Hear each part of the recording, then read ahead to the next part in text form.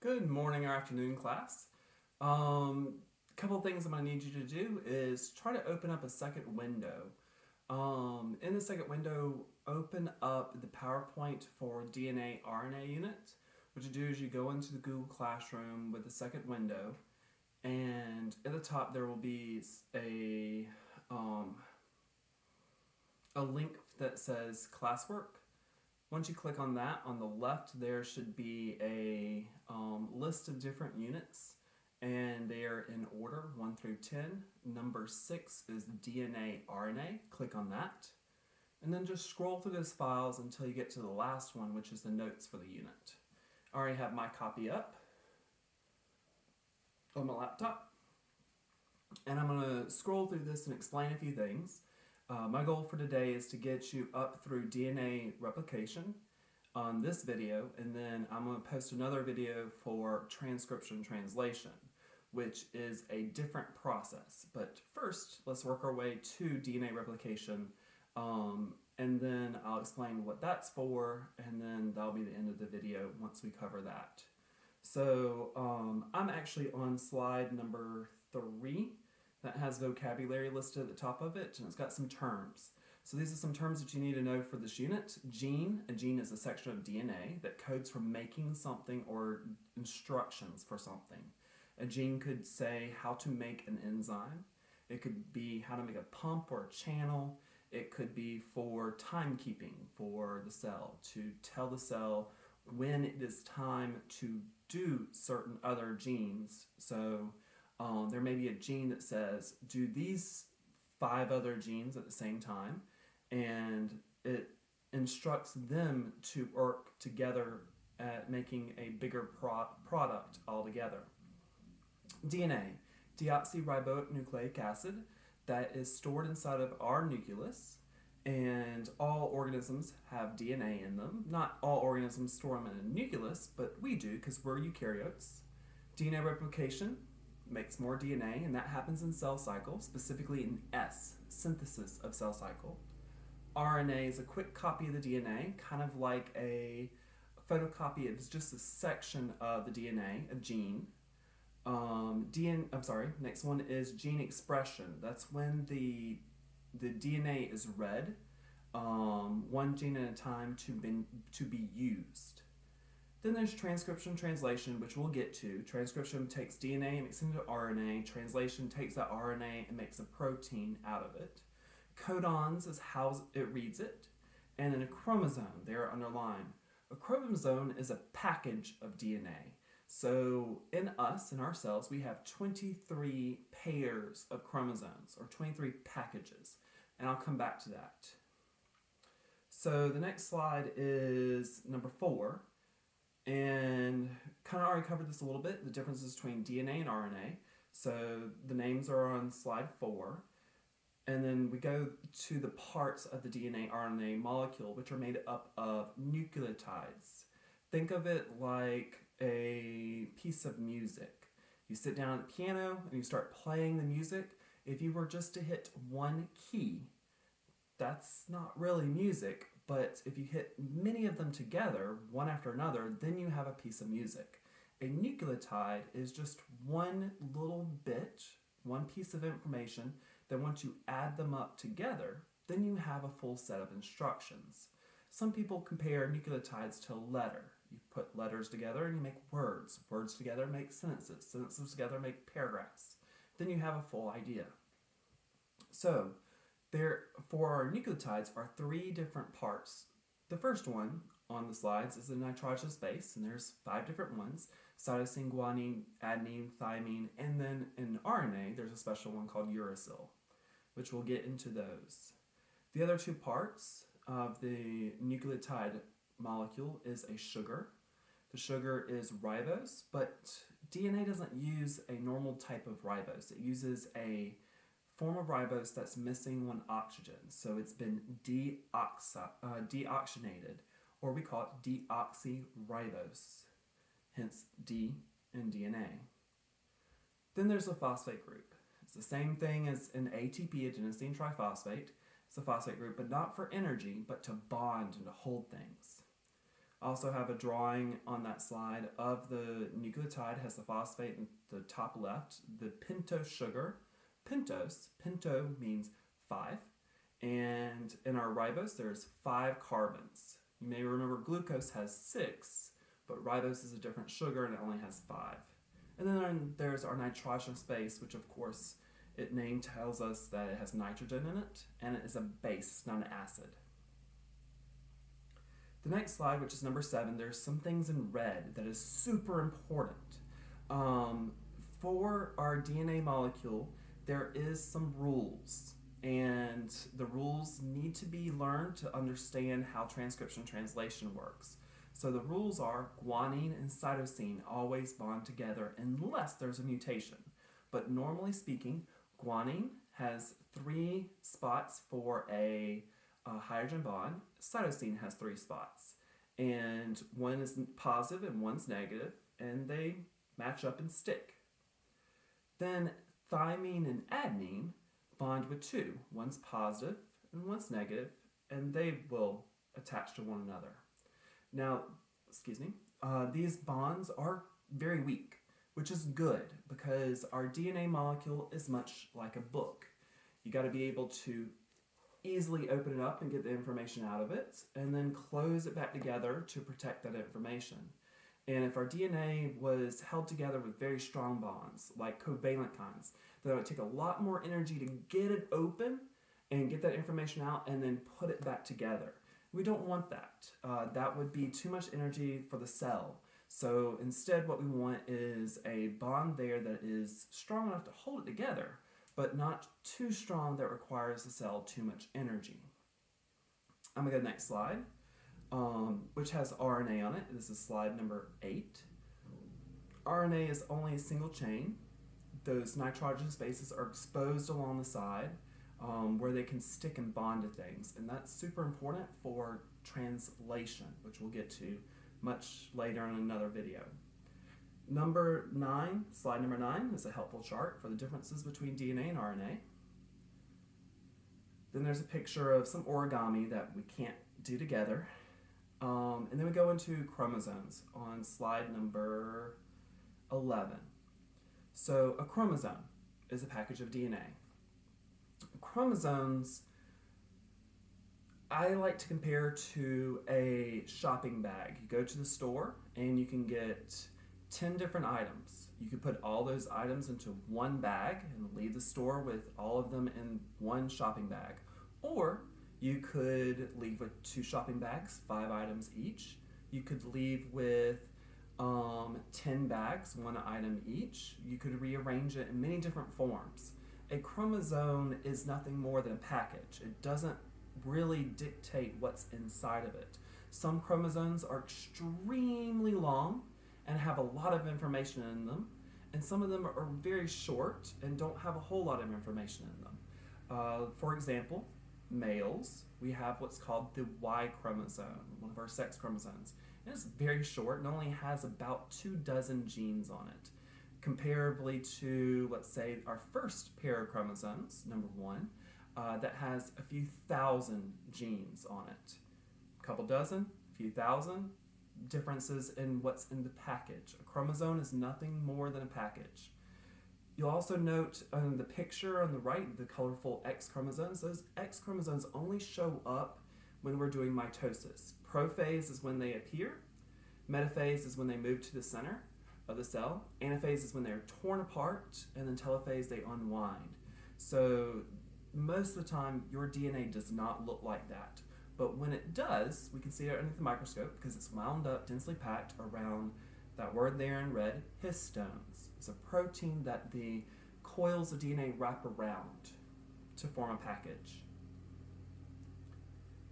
The next slide, which is number 12, kind of gives you an idea of the scale. The DNA is inside the nucleus, wound up around protein histones, and if we were to unwind them, we have the DNA strand that is made up of nucleotides with some base pairs that give them identity, like adenine, cytosine, guanine, and thymine. All right, slide number 13. A gene. A gene is a section of the chromosome, or a section of the DNA, that dictates how to do something or when to do something. The golden rule is instructions how to make a protein. So you are made up of several thousands of proteins all in your cells and in your body, and we need instructions how to make each separate protein. So in your chromosomes, there's little sections. Some of them are very short, some of them are long. Not all genes are the same because some proteins are very small and some proteins are gigantic. It just depends on the type of protein product we are making. So gene is a section of DNA. Slide number 14. In red, the type of protein is determined by the order of the nitrogenous bases on the DNA. Those nitrogenous bases are adenine, thymine, guanine, and cytosine. If we rearrange those letters, we're going to change the product. Just like if you take a word and rearrange the letters, you're going to have a different word, or you'll have nonsense. So the arrangement of those letters is very important. Same thing for our DNA. When we do genetic engineering, which you did some research at the beginning of class on that, we are not quite yet to the point where we can write our own DNA. All we can do is copy and paste. We can take a gene from one organism and paste it into another. But the goal is to start writing our own genes. Start taking some of those letters and rearrange them how we want them to make a product, a protein that we desire. But we're not there yet. All right, so number 15. I'm going to try to say this slow. We got 4 different terms, and I want to make sure we understand them. There's DNA, chromosomes, genes, and proteins. So, walking you through this. DNA is made of nucleotides. Doesn't matter how big or how small. It'd be one nucleotide, that's DNA. Could be thousands or millions or billions. It's still DNA if it's made of nucleotides. A package of DNA is called a chromosome. And again, it doesn't matter how much is in that package. If it's all kept together, held together, then it's one chromosome. Could be small, could be large. In that package are different sections called genes. Those genes together will dictate how to do something. So on the chromosome, there are sections called genes, and each gene will be dictation for making a protein. So proteins are made from genes. Genes are found on the chromosome. Chromosomes are made up of DNA. Next slide is number 16. In each of your body cells, there is a complete set of chromosomes. So no matter where we look inside of you, you'll find chromosomes, same number in the tip of your nose, to the bottom of your toes, deep in your brain, in your spleen, doesn't matter. Everywhere inside of you, you have 23 pairs of chromosomes. You'll see at the bottom that dogs have 39 pairs of chromosomes and potatoes have 24. Now, I'm not saying that potatoes are smarter than every person. Maybe a few people. There's a few people that potatoes are smarter than, but not every person. Intelligence has nothing to do with number of chromosomes. Instead, chromosomes are the package. It's what's inside the package that matters. So a potato, yes, has 24 packages of DNA, but what genes are inside of it? That's what dictates how complex the organism is or how intelligent the organism is. The number of packages doesn't really matter. One of my favorite organisms is a bread mold, and it only has 1 pair of chromosomes, and they do fantastically well. They are survivors. And then there's ferns, like the ferns that you may put on your front porch during the summer, like Boston fern. They have about 2,000 chromosomes. And I don't think a fern is more intelligent than you because it has more chromosomes or more complex. It just has more packages for its instructions. The next slide is number 17. There is 1 pair of chromosomes that is interesting in a lot of organisms. It dictates gender, and we call those our sex chromosomes. In males, it is an X and a Y chromosome. In females of the human species, there's just 2 X's. All the other chromosomes are called autosomes. and they hold a lot of different information. If you look at the picture in the bottom left, you can probably see the last one in the list is the Y chromosome. And you can see it's small. It only has about 24 genes in it. So what makes a male? About 24 genes. It's more to it than that, but very simplistic. All right. Let's see. Number 18, I'll let you read that. If you want to pause the video, you can to read it. Number 19, slide number 19. Each chromosome consists of thousands of genes. Already covered that. There are so many unique proteins that each organism needs to produce in order to survive and live. And if you look at the picture, those are the very colorful things are some proteins on the DNA molecule, and you see the chromosome in the background. All right, so some common sense on page 20 and 21. Organisms that are closely related, like for example, I have their maple trees. There's different species of maple. There's red, there's white, there's Japanese, there's Canadian. I believe there's an American maple as well. And all these maple trees look very similar. They have similar structure, similar leaves, similar bark. Their flowers are pretty much the same, and they have basically similar DNA when compared to organisms that don't look like them on page or slide number 21. When we compare a maple tree's DNA to an earthworm, an earthworm and a maple tree don't share nearly as much DNA compared to a maple and another maple. Organisms that have similar features have more in common with their DNA than those that don't have similar features. All right. And then I'm on slide 22. So, replication. When I head to 23, DNA replication is facilitated, means it's helped, it is assisted by specific enzymes. These enzymes will help take the DNA molecule like a book and open it up, and then also close it back together. And while it's open, there's other enzymes that are going to read it and make a copy. The first enzyme unzips the two strands, that's breaking those hydrogen bonds, breaking them apart, and then those DNA molecules are going to be used after they're separated. I'm going to move on to slide 24. The concept. Once we break open that DNA, each is going to serve as a template. You may remember back to elementary school when you may have had a teacher that brought in a little piece of paper. Maybe it was a Christmas tree or a turkey, and she gave every student one and another piece of paper and had you trace around the turkey or around the Christmas tree, and then you were cutting where you traced. That original one that you traced your line around was a template. A template is a guide to make a copy. And when we take that DNA and we open it up, one side is going to serve as a template, and the other side is going to serve as another template. And what we're going to do is we're going to copy it. Let me grab the whiteboard.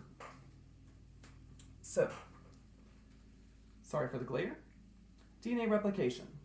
So our DNA molecule looks something like this, but much longer. This is just a short little section. It's even too short to be considered a gene. We have our A's and T's bonding with one another, and our G's and C's. A's and T's bond together with 2 hydrogen bonds. G's and C's, guanines and cytosines, bond with 3. And I have them paired up side by side. We're going to open this up, and I have here red. Red is going to serve as a template to make another red strain. They're not really color-coded, but I did this so you can kind of see what's going on. And the black is going to be used as a template to make another black strand. So what's going to happen once it opens up, the enzymes are going to find what's missing. So if they read an A, they're going to put a T right beside it because those two bond with one another. If it sees a G, it's going to add a C beside it because those bond with one another. A T goes an A, a G goes a C, an A goes a T, and goes all the way down the line for both of the strands. And this happens one behind the other. There's an enzyme that's going to open up the DNA. There's an enzyme that's going to go behind it and start adding those missing nucleotides. And then we're going to end up with 2 different strands starting to break off, which is really cool looking. I can't do that animation here, but I will attach a link to a YouTube video, probably a crash course, biology, because they show it in motion.